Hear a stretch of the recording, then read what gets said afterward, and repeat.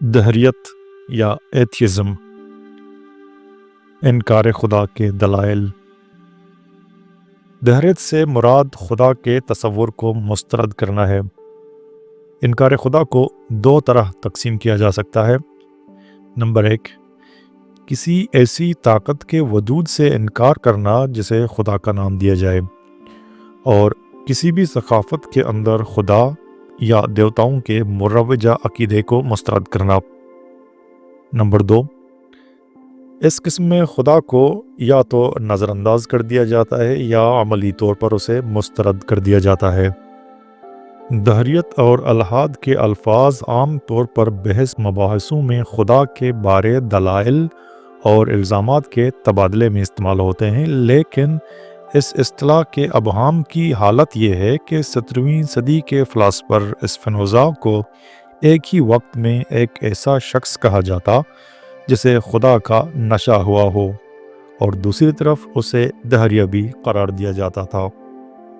قدیم زمانے میں ملحدیت ایک واضح نظریے کے طور پر موجود نہیں تھی، کیونکہ اس کے مقابلے میں الوہیت یا ڈیونٹی کا بھی کوئی واضح نقطہ نظر موجود نہ تھا، یعنی خدا کا تصور خود ہمیشہ سے نہیں ہے، یا کم از کم ایسا نہیں تھا جیسا آج ہے۔ لیکن قدیم مذاہب میں ملحدانہ اور نیم ملحدانہ اظہاریے عام ملتے ہیں۔ کنفیوشس ازم اور تاؤزم کو کبھی کبھی ایسے مذاہب قرار دیا جاتا رہا ہے جو منکر خدا کے زمرے میں آتے ہوں، جبکہ دوسری طرف چین کے مقبول عام مذہب میں دیوتا اور روحوں کو مانا جاتا رہا ہے۔ بدھ مت کو بھی اپنی اصل میں ملحدانہ نظام الافکار و عقائد مانا جاتا ہے، اگرچہ بعد میں بدھ ازم کی ایک شاخ مہایانا نے خدا کے وجود کی تصدیق کر دی۔ قدیم یونان میں سقراط پر دیگر الزاموں کے علاوہ منکر خدا ہونے کا الزام بھی لگایا گیا تھا، لیکن مقدمے کی کارروائی کے دوران سقراط غصے سے ججوں پر یہ کہہ کر چلایا، سن لو، میں تمہاری بجائے خدا کی اطاعت کروں گا۔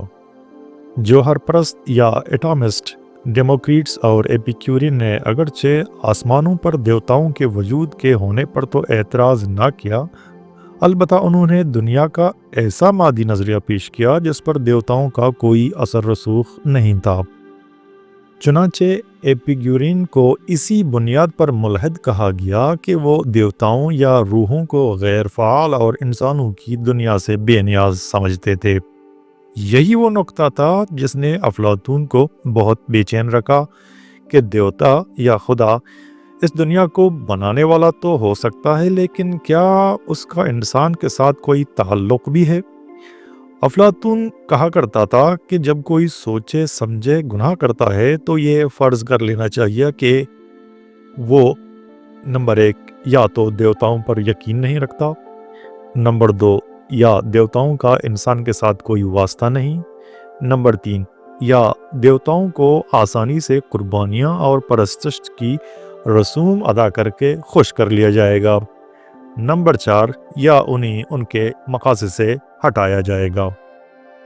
تاریخ میں الحاد کا آغاز شرک کے مسئلے یا پرابلم آف ایول سے اٹھا، یعنی دنیا میں پائی جانے والی برائی، ظلم اور ناانصافی کا وجود دیوتاؤں یا خدا کے تمام اثر و رسوخ کے باوجود کیوں کر ہے۔ چنانچہ کچھ مفکر اس نتیجے پر پہنچے کہ اس دنیا کو بنانے والی کوئی مادے سے ماورا ہستی تو ہو سکتی ہے، لیکن اس کا انسانی دنیا میں کوئی عمل دخل نہیں ہے۔ مشرق وسطیٰ سے پیدا ہونے والے مذاہب کے سامنے یہ سوال اور بھی شدت سے آیا، کیونکہ توحید پرست مذاہب خدا کو اس کائنات کا خالق بھی مانتے ہیں اور شخصی خدا یا پرسنل گاڈ بھی۔ ان دونوں کرداروں کا یکجا ہونا مذہبی علماء کی ذہانت اور دلائل کو فریب نظر میں مبتلا کر دیتا ہے۔ ایک طرف خدا لامحدود یا انفینٹ ہوا ہے، تو دوسری طرف شخصی خدا دعاؤں، پوجا پاٹ اور قربانیاں وغیرہ سے متاثر ہوتا ہے۔ ایسے عقیدے کے مطابق خدا ایک روح ہے، وہ ہر جگہ موجود ہے، وہ سب کچھ کر سکتا ہے اور سب کچھ جانتا ہے، اور سب سے بڑھ کر وہ مکمل طور پر اچھائی کا نمونہ ہے۔ اس سے کوئی زیادتی اور ظلم سرزد نہیں ہوتا، لیکن خیر محض کے لیے یہ بھی ضروری ہے کہ اگر اس کے پاس طاقت ہے تو وہ لوگوں کو ظلم و زیادتی کا شکار ہونے سے بچائے، تاکہ لوگ دکھوں اور تکلیفوں میں نہ پڑیں۔ لیکن یہ سب کچھ اس کی مکمل قدرت اور مطلق بادشاہت کے اندر واقع ہو رہا ہے۔ یہی نہیں بلکہ اکثر اوقات ظالم خوب پلتا پھولتا ہے اور نیک لوگ مصائب میں زندگی گزارتے ہیں۔ ہیوم اس سوال کو بڑی جامعیت سے اٹھاتا ہے کہ کیا خدا برائی کو روکنے کے لیے راضی ہے لیکن روکنے کی صلاحیت نہیں رکھتا؟ اور اگر ایسا ہے تو پھر وہ بے بس ہے، لیکن اگر وہ بے بس نہیں ہے تو پھر وہ چاہتا نہیں ہے، تو کیا پھر اسے بدی کا خواہاں خیال کیا جائے؟ اور اگر وہ بدی کو روکنا چاہتا بھی ہے اور روکنے کی قوت بھی رکھتا ہے تو پھر بدی کدھر سے آتی ہے؟ خدا کی اچھائی کی صفت کو دنیا کے کھلم کھلا حقائق کے ساتھ ہم آہنگ کرنے کی بہت سی معذرت خواہانہ کوششیں کی گئیں، لیکن اگر غیر متعصب نظر سے اس دنیا میں رونما ہونے والے انسانی واقعات کو دیکھتے ہیں تو پھر اس نتیجے پر پہنچنا مشکل ہو جاتا ہے کہ یہاں کوئی ہستی قادر مطلق یا آل پاورفل ہونے کے ساتھ خیر محض بھی ہے اور انسانی زندگی کے ساتھ خصوصی دلچسپی بھی رکھتی ہے۔ چنانچہ مفکرین کا ایک گروہ یہ کہہ اٹھا کہ اس دنیا میں بدی اور ظلم جس قدر عام ہے وہ ایک ایسے خدا کے وجود کے ساتھ مطابقت نہیں رکھتا، چنانچہ وہ لازمی طور پر ملحدیت کی طرف چلے گئے۔ لیکن ہیوم نے یہاں ایک اور سوال اٹھایا کہ خدا کو کیا خیر محض کہنا صحیح ہے؟ خود ہیوم کے الفاظ میں کہ خدا کو اچائی کے مقابلے میں برائی سے بھی اتنی ہی دلچسپی ہے جتنی سردی کے مقابلے میں گرمی سے۔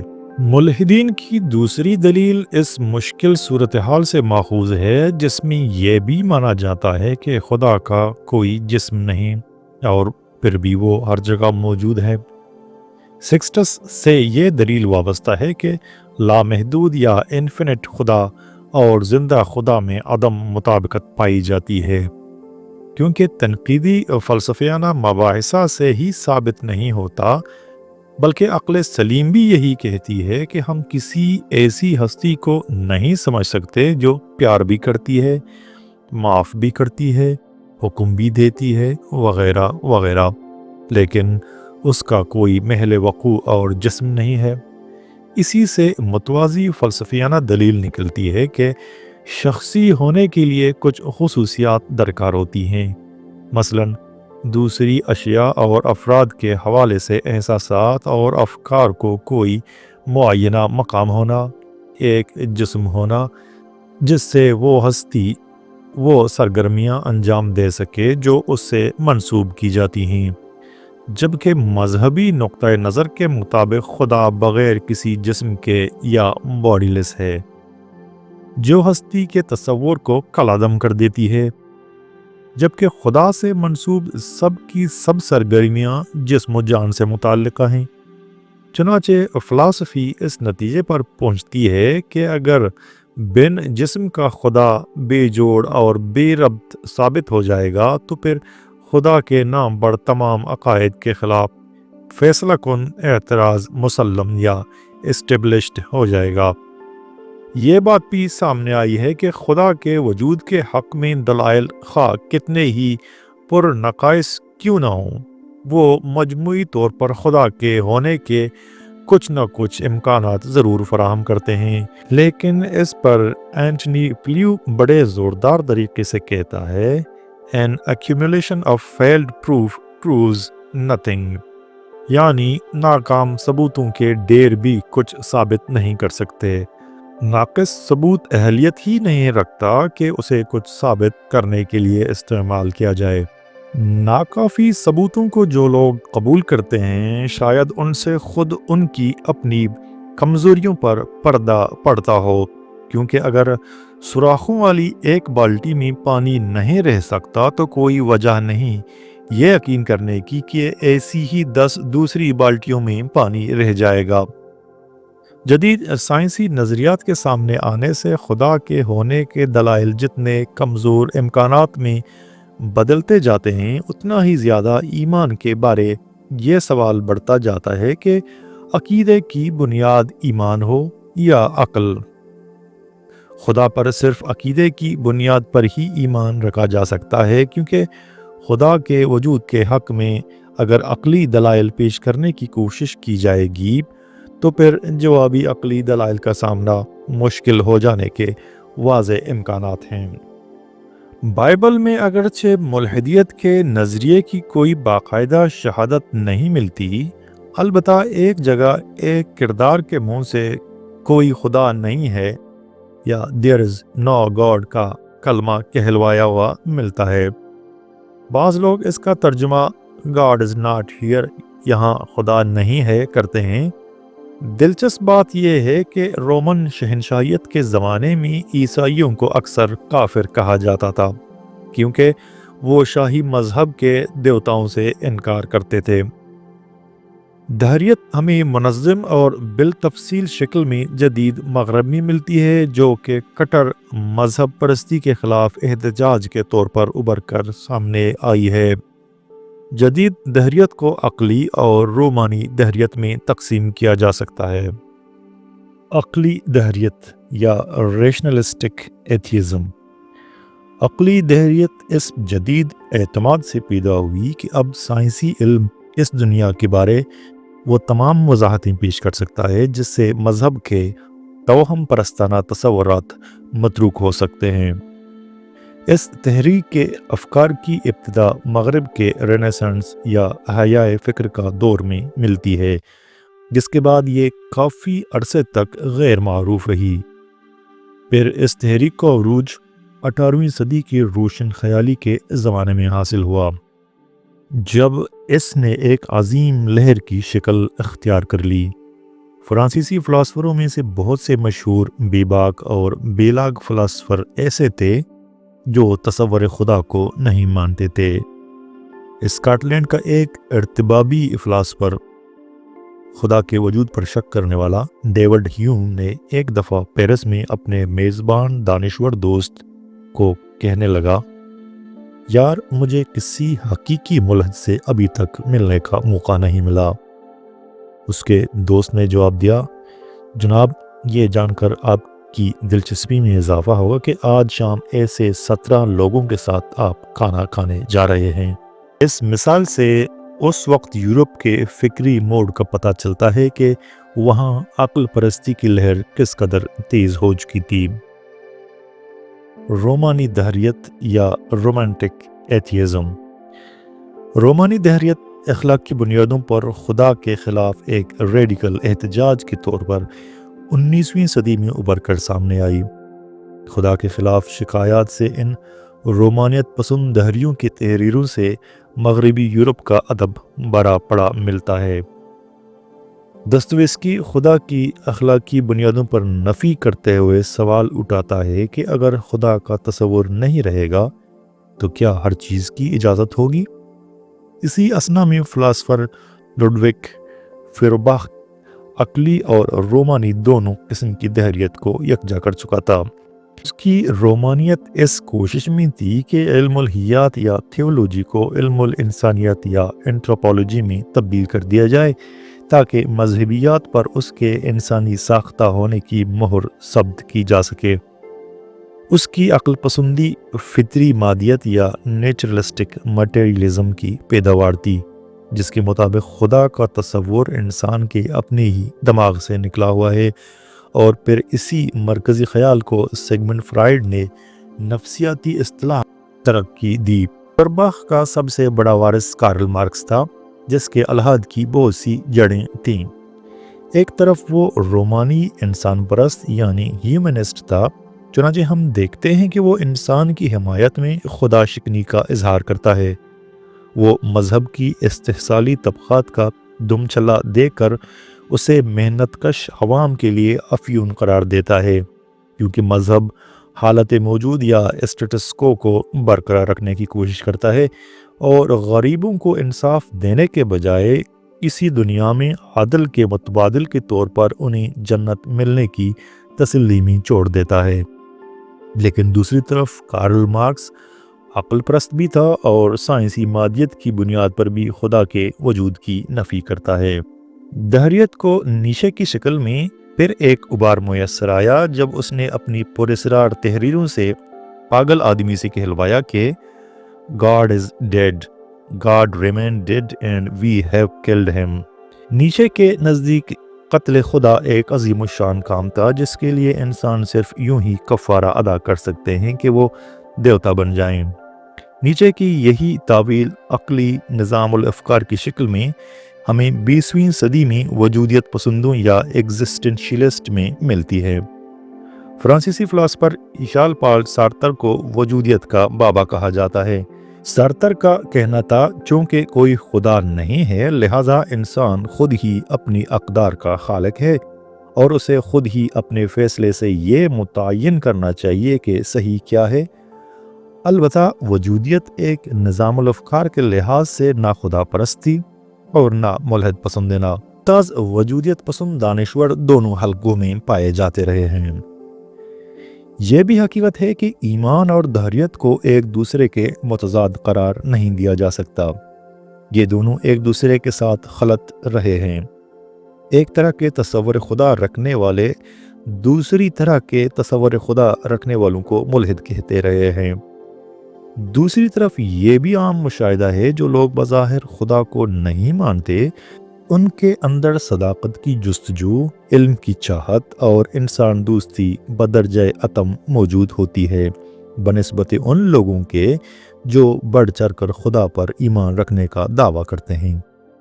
اسی ننگی حقیقت کے پیش نظر 20ویں صدی کے بہت سے علماء مذاہب نے دہریوں کی بہت سی تعریف و تحسین کی ہے۔ مثلا ایک رومن کیتھولک میریٹین جہاں چرب زبان دہریوں کو قابل توجہ نہیں سمجھتا وہاں وہ سنجیدہ ملحدین کو صوفیوں کے قریب قرار دیتا ہے۔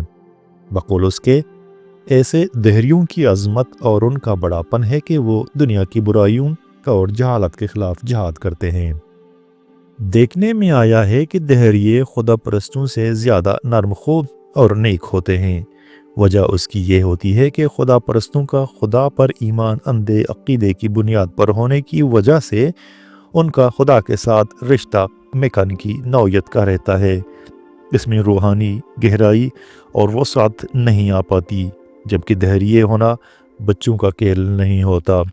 اس کے لیے کائنات اور انسانی زندگی کا گہرا سائنسی علم بنیادی شرط ہے تاکہ ان سب سوالوں کے جواب مل جائیں جن کے شارٹ کٹ جوابات کے لیے خدا کا تصور عام انسان کا سہارا بنتا ہے۔ دوسری طرف زمان و مکان میں لامحدود کائنات کا گہرا شعور رکھنے کی وجہ سے دہریے کی نظر بھی لامحدود وسعت کی حامل ہو جاتی ہے، جس کا نتیجہ یہ نکلتا ہے کہ شعور کی ایک اور لطیف ترین صفت یعنی روحانی احساسات اس کے اندر پیدا ہو جاتے ہیں۔ چنانچہ وہ خدا کا نام لیے بغیر خدا کی بنیادی شرط لامحدودیت سے زیادہ ہم آہنگ ہو جاتا ہے بنسبت خدا پر زبانی ایمان رکھنے والوں کے، کیونکہ ان کا زیادہ تر تعلق خدا کے اس حصے سے ہوتا ہے جو محدود اور شخصی نوعیت کا ہے۔ یہی وجہ ہے کہ دنیا میں لبرل اور روشن خیال اہل ایمان نے اکثر دہریوں کی جرات مندی کو سراہا ہے کہ وہ روایتی مذہب کے بتوں کو توڑتے ہیں۔ چنانچہ دیکھا گیا ہے کہ اہل ایمان اور دہریے اکثر ایسے مشترکہ کاز پر اکٹھے ہو جاتے ہیں جو مقبول عام مذہب کی خوش دلی اور اطمینانیت پر تنقید کرے۔